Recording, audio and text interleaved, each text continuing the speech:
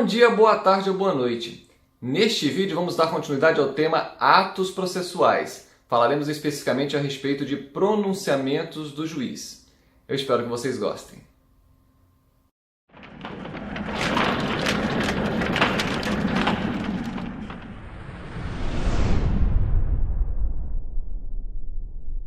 Muito que bem, meus diletos. Vamos falar neste vídeo, ainda que brevemente, a respeito dos pronunciamentos do juiz. Então vejam, o novo Código de Processo Civil, ele trata desse tema a partir do artigo 203. Mas antes de falarmos do novo Código de Processo Civil, vale a pena vermos a redação do Código de Processo Civil de 1973. Veja o que ele dizia no revogado artigo 162. Era essa a redação do 62, depois do advento da Lei 11.232 de 2005. Tá? Então, dizia o 162. Os atos do juiz, olha como dizia o Código Revogado, os atos do juiz, né? Os atos do juiz consistirão em sentenças, decisões interlocutórias e despachos. Agora vejam, qual a crítica da doutrina com relação a essa questão? Os atos do juiz não se restringem a sentenças, decisões interlocutórias e despachos. Não. Pense, por exemplo, quando o juiz preside uma audiência de instrução e julgamento, quando ele ouve as testemunhas, quando ele colhe o depoimento pessoal das partes. Ainda mais agora no novo Código. Imagine aquela audiência em que se possibilita que haja o saneamento e a organização do processo com a colaboração das partes. Então vejam, houve uma mudança na terminologia em razão dessa crítica doutrinária. Os atos do juiz não se restringem a sentenças, decisões interlocutórias e despachos. Há outros atos. Então agora o novo Código adotou a nomenclatura de pronunciamentos do juiz.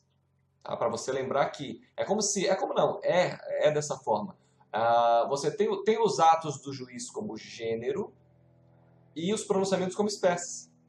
Os pronunciamentos são espécies de atos do juiz. Tá? Mas, portanto, não são.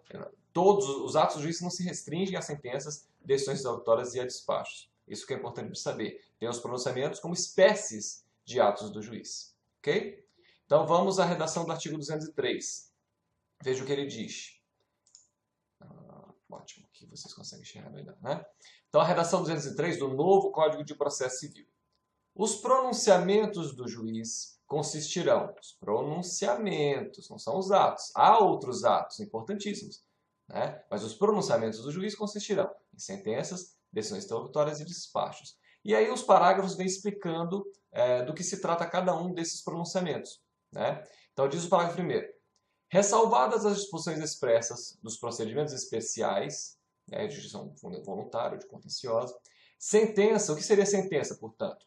É o pronunciamento por meio do qual o juiz, com fundamento nos artigos 485 e 487, põe fim à fase cognitiva do procedimento comum, bem como extingue a execução. Então aqui uma grande mudança com relação ao conceito de sentença. Me permitam mais uma vez mostrar para vocês a redação do Código Revogado, para vocês entenderem o que mudou no conceito de sentença. Então no Código Revogado, no Código de 73, nós tínhamos lá aqui o próprio parágrafo 1º do 62, né? Ele dizia, sentença é ato do juiz que implica alguma das situações previstas nos artigos 267 e 269. E antes da Lei 11.232, nós tínhamos, por exemplo, aqui no caput do 269, cuja redação também foi mudada pela Lei 11.232, o que dizia antigamente o caput do 269? Ele dizia assim, extingue-se o processo com resolução de mérito. Então, muitas pessoas ainda contaminadas por essa redação antiga do Código ainda falam de extinção do processo com resolução de mérito. Desde 2005, que não é um termo técnico adequado. Por quê? Porque mudou o conceito de sentença. O 269 passou a dizer que haverá resolução de mérito. Por que ele parou de dizer que extingue-se o processo com resolução de mérito? Porque essa lei também criou uma nova fase no procedimento, uma fase de execução, uma fase de cumprimento de sentença. Vejamos o que dizem, entre outros, né, mas aqui nos interessa por hora, o artigo 475i. Aqui começa, ó, cumprimento de sentença. Então, tudo isso foi incluído através da Lei 11.232 de 2005. Tá? transformou o artigo 475 praticamente no abecedário, né? Vai da letra A até a letra R, salvo engano. Então, criou essa fase de cumprimento de sentença. Eu tenho um playlist aí sobre o processo de execução e lá eu explico melhor essa questão. O fato é que aqui nos interessa o seguinte. Percebam a transformação que houve no conceito de sentença. Antigamente, interessava apenas o momento que a sentença era proferida. Dizia o código, extingue-se o processo com resolução de mérito. A sentença extinguia o processo, com ou sem resolução de mérito. Era só um momento. Com as mudanças trazidas pela Lei 11.232, passou a haver uma preocupação maior com relação ao conteúdo da sentença. E aí passou a se dizer que a sentença era o ato do juiz, né, na época, falando de ato ainda, o ato do juiz que aplicava o 269 ou 267. Né, julgava o mérito ou extinguia o processo sem resolução de mérito. Agora, o novo código, ele não se preocupa apenas com o conteúdo da sentença, mas também com a sua finalidade. Porque, além de reportar ao 485 e ao 487, que se assemelha aos revogados 267 e 269, ele fala que a sentença agora põe fim à fase cognitiva. Então, seria essa a finalidade da sentença. Por fim à fase cognitiva, julgando ou não o mérito. Né? Vou falar melhor disso em seguida. Inclusive, separei algumas colocações doutrinárias para vocês. Parágrafo 2º. Vou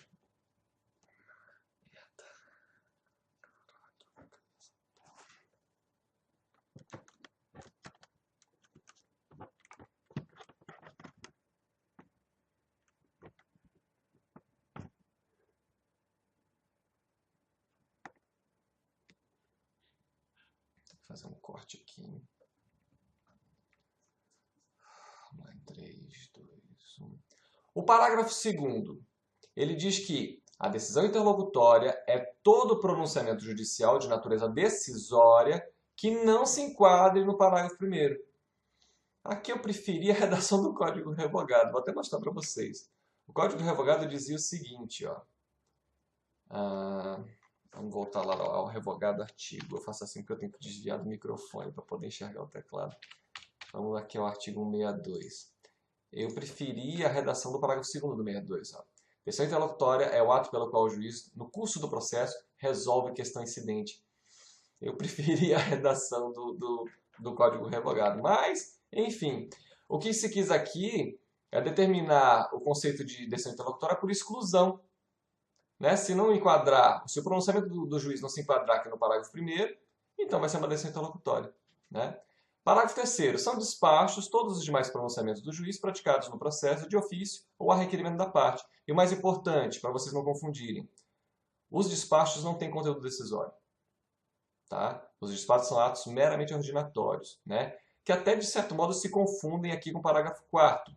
Houve uma alteração até na Constituição com relação a essa questão, porque havia uma reclamação relacionada a talvez uma violação ao princípio da indelegabilidade.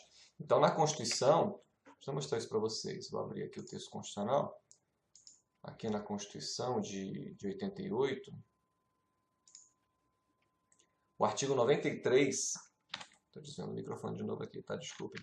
O artigo 93, através da emenda 45, foi acrescentado o inciso, se não me engano, meu 14. 12, 14. Olha aqui, ó. Os servidores receberão delegação para a prática de atos de administração e de atos de mero expediente sem caráter decisório. Para deixar claro que não se está delegando atividade jurisdicional. Vejam lá na playlist de teoria geral do processo os princípios fundamentais da jurisdição. A indelegabilidade é um deles. Então não se está delegando jurisdição aqui, até porque nem poderia. A questão é que há determinados atos que são meramente ordinatórios, então o juiz não precisa se debruçar a respeito deles. A doutrina faz uma distinção entre os despachos e esses atos meramente ordinatórios. O primordial é que os despachos são pronunciamentos do juiz. Os atos meramente ordinatórios são praticados pela própria secretaria. Né? Há quem fale, Teresa Arruda Wimber fala até que há uma discreta natureza decisória, né? Levemente decisória, algo do tipo, né? Algo assim que é mencionado na obra dela. Mas, assim, o fato é que desses pronunciamentos nem recurso cabe. Tá? Nem recurso cabe. Um cite-se o réu, por exemplo. É conveniente que seja feito através de despacho. É o juiz quem vai fazer. Mas não tem conteúdo decisório. Tá? E por isso, Vejam no novo Código de Processo Civil o que diz o artigo... Lá vou desligar o microfone. O que diz o artigo 1001.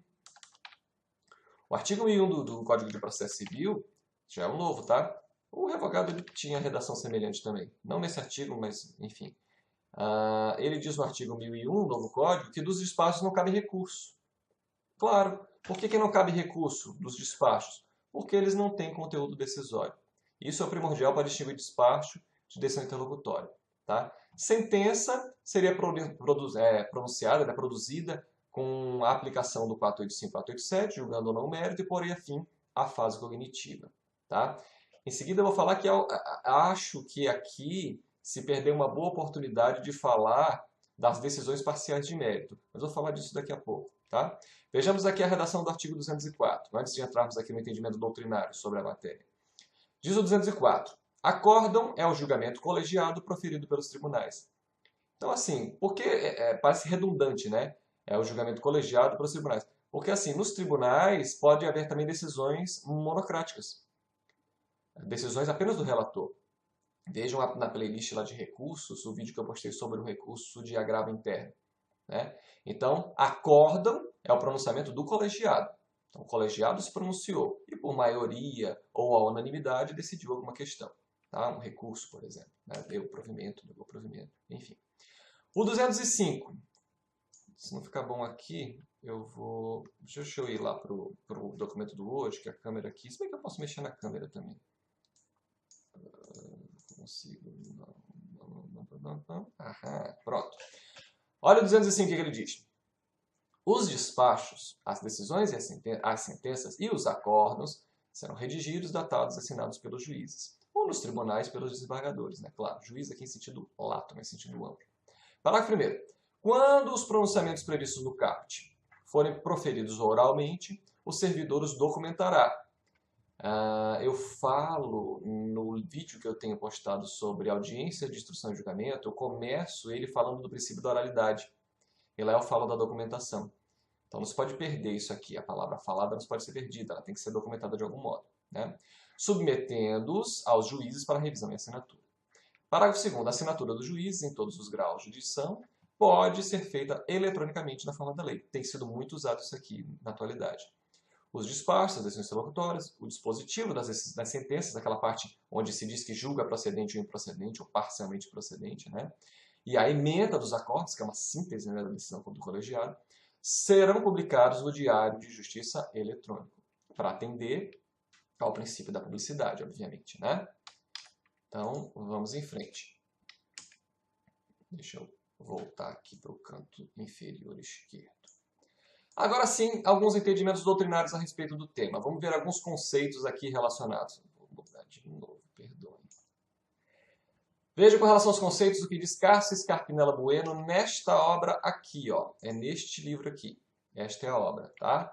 Na página 212. Então ele traz um conceito interessante de sentença, tá? Claro, nós já vimos o conceito que traz o Código de Processo Civil. Agora vamos ver a colocação de Cárcel Scarpinella Bueno a respeito deste tema. Eu vou ter que mexer um pouquinho aqui, vocês me perdoem. Vamos lá. Sentença é o ato do juiz que... Então veja, ato no sentido amplo, né? De forma mais estrita seria o pronunciamento do juiz. Mas não deixa de ser ato. Ato, gênero, pronunciamento de espécie. Então sentença é o ato do juiz que, com fundamento nos artigos 485 e 487, põe fim à etapa de conhecimento, fase cognitiva. Por quê? Porque pode haver uma fase de execução. Pode haver a fase de cumprimento de sentença, né? Do procedimento comum. E também, aqui, extingue a execução, que se trata de conceito que se baseia ao mesmo tempo. Olha lá, o que eu falei para vocês anteriormente. Ó, no conteúdo, ter fundamento nos artigos 485 e 487, julgar ou não o mérito da causa, e na finalidade do ato, ou seja, por fim à etapa cognitiva do procedimento comum ou à execução. Né? Não duvido. A iniciativa do Código de Processo Civil de 2015 foi a de evitar críticas, corretas, aliás, segundo Cárcel Scarpinella Bueno, dirigidas ao parágrafo 1º do 62 do Código de Processo Civil, 73, que a gente já viu a redação, né? Que se baseava no conteúdo da sentença e não na sua finalidade, o que acabou sendo evidenciado pela maioria da doutrina. Então, veja, antigamente se preocupava só com o momento. A sentença era o ato, né, o ato do juiz que colocava ou não o fim, que julgava ou não o mérito da causa. Né? Extingue os processos com ou sem resolução de mérito. Né? Depois se preocupou com o seu conteúdo. E agora com a finalidade. Então, conteúdo por quê? Vai necessariamente aplicar o 485 ou 487. Vai julgar o mérito ou vai extinguir o processo sem resolução de mérito. Né? E a finalidade, por fim, é a fase cognitiva. Tá? Procedimento comum. Então, essa é a colocação de Cássio Scarpinella Bueno. Marcos Vinícius Rios Gonçalves, nesta obra aqui, na página 268, ele fala a respeito ainda de sentenças. Olha o que ele diz. Ou melhor dizendo, ele fala de sentença e também, melhor dizendo, de decisões interlocutórias. Né? Além de sentenças, o juiz profere decisões interlocutórias. Então, o que seriam decisões interlocutórias? Que são os atos pelos quais resolve as questões incidentes. Veja como ele ainda se reporta na redação do Código de 73. Né? Acho que está perfeita a colocação dele. Tanto as sentenças quanto as decisões interlocutórias têm cunho decisório. E por isso de ambas cabe recurso. Né? Da sentença, normalmente, apelação. Às vezes, pode uma decisão interlocutória. As sentenças, na playlist de recursos, eu tenho um vídeo postado sobre sentenças já. Mas existem sentenças que não são atacadas por apelação. Tá? Pensem, por exemplo, numa sentença proferida em mandado de segurança em que o tribunal tem competência originária e ele denega a ordem. Então, vocês verão que cabe recurso ordinário constitucional. Tem um vídeo já postado sobre esse recurso. Então, mas quando se fala em sentença, normalmente o recurso adequado é a apelação. Né? Lembrando que a apelação também pode servir para combater as decisões interlocutórias não agraváveis. Mas, enfim, já tenho vídeos postados sobre isso na playlist sobre recurso. Tá? A diferença é que as primeiras põem fim ao procedimento ou à fase cognitiva, enquanto as segundas, né, as interlocutórias, não fazem. Entretanto, para serem qualificadas como decisões interlocutórias, é preciso que os pronunciamentos tenham conteúdo decisório, pois, do contrário, serão qualificadas como meros despachos. Então, despachos não têm conteúdo decisório e, por isso, não cabe recurso de despacho. Ok? Vamos em frente. Olha o que diz Humberto Teodoro Júnior, na página 503 desta obra aqui. Tá? Ele diz o seguinte: despachos são as ordens judiciais dispondo sobre o andamento do processo, também denominadas despachos ordinatórios ou de expediente. Antigamente falava de despacho de mero expediente, né? Sempre achei essa expressão muito redundante, porque despacho é despacho. Não tem conteúdo decisório e serve para dar andamento ao processo. É só isso mesmo. Então, com eles não se decide incidente algum. Então, somente se impulsiona o processo. Por isso, não cabe recurso de decisão interlocutória. Ok? Vamos em frente. Vejam, aqui uma implicância minha, tá? Que eu já em outros vídeos já tratei disso e volto a falar agora. Sobre essa questão da decisão parcial de mérito. Como eu disse anteriormente, a meu ver, se perdeu uma boa oportunidade de falar melhor dos pronunciamentos do juiz. Se falou de sentença, se falou de decisão interlocutória, se falou de despacho, lá no artigo 203. Por que o legislador não aproveitou essa oportunidade para falar dessas decisões parciais de mérito? Né? Não falou. Mas o que acontece? Olha só, por exemplo, o que diz o artigo 356, parágrafo 5º do Código de Processo Civil. Vou mostrar a redação para vocês aqui no novo Código de Processo Civil. Agora eu desviando o microfone. 356. Olha só a redação dele. Aqui tratando do julgamento antecipado parcial de mérito. Então, o juiz decidirá parcialmente o mérito quando um ou mais dos pedidos formulados, ou parcela deles, aí mostrar-se controverso, estiverem em condições de julgamento imediato, etc. e tal. Aí o problema. Tá, ele muitas vezes aqui está aplicando o 485, está aplicando o 487. E aí? Essa decisão é uma sentença? Poxa, mas não põe fim à fase cognitiva. E aí, é uma decisão interlocutória? É um problema. Né? Menos mal que aqui no parágrafo 5º tomaram cuidado de dizer que a decisão proferida com base neste artigo é impugnável por agravo de instrumento. Menos mal. Né? Porque se fossem discutir a natureza jurídica dessa decisão, poderia haver confusão relacionada a qual recurso cabido. Quem achasse que era sentença ia querer entrar com apelação.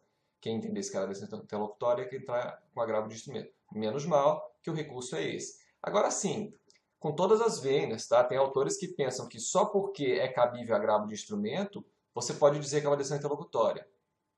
E eu ouso discordar, eu penso que não é por aí. E assim, por que eu coloquei aqui uma menção ao Fórum Permanente de Processos Civis? Para vocês entenderem o tamanho dessa controvérsia. Tá? No enunciado 103, olha o que diz aqui o Fórum Permanente de Processos Civis. A decisão parcial proferida no curso do processo, com fundamento no 487, inciso 1, sujeita-se ao recurso de agravo de instrumento. Ok. Mas o mais interessante não é nem tanto o enunciado, mas a nota de rodapé aqui, ó.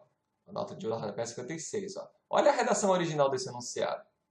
A decisão parcial proferida no curso do processo, com fundamento no 487, inciso 1, tem natureza jurídica de decisão interlocutória, sujeita ao recurso de agravo de instrumento. Claro que houve controvérsia. Muitos não concordam com isso. Né? Então, por isso, se mudou a redação desse enunciado e se passou a dizer apenas que, lógico, não tem como dizer que não é uma decisão parcial de mérito. É uma decisão parcial de mérito. Agora, é uma decisão interlocutória ou é uma sentença? É, na verdade, uma grande controvérsia. Tá? Enfim, acho que aqui poderia o legislador ter resolvido isso no 203. Não fez, cabe à doutrina discutir a respeito dessa questão. Menos mal que não há divergência com relação ao qual recurso cabível. Até porque o código já diz, né? É o agravo de instrumento. Mas a natureza jurídica dessa decisão parcial de mérito ainda vai ser motivo de muita discussão. Ok? Vamos aqui resolver uma questão de concurso a respeito do que nós vimos hoje. Bom, ficou melhor aqui no campo inferior direito, né? Então vejam. A questão aqui numa prova de 2017, a banca é a Consulplan, órgão Tribunal de Justiça de Minas Gerais, tal, oficial de apoio judicial, foi a prova. Então olha a questão. Quanto aos pronunciamentos do juiz, é correto afirmar, exceto, atenção, querem a alternativa errada, querem a alternativa incorreta. Tem que prestar atenção nisso, porque você enfrentando 200 questões, você lê, por exemplo, a alternativa A, constituirão, né, os pronunciamentos do juiz, constituirão as sentenças dos interlocutórios dos despacho. Pô, tá certo, pá, alternativa A. Errou a questão, porque aqui não se pede a alternativa correta. Né? Quanto aos pronunciamentos do juiz, é correto afirmar, exceto. Eles querem a alternativa errada. A letra A está correta. Então não é a alternativa A. Letra B. São despachos os pronunciamentos do juiz praticados exclusivamente a requerimento da parte. Para que haja despacho, necessariamente tem que haver requerimento? Vamos ver a C.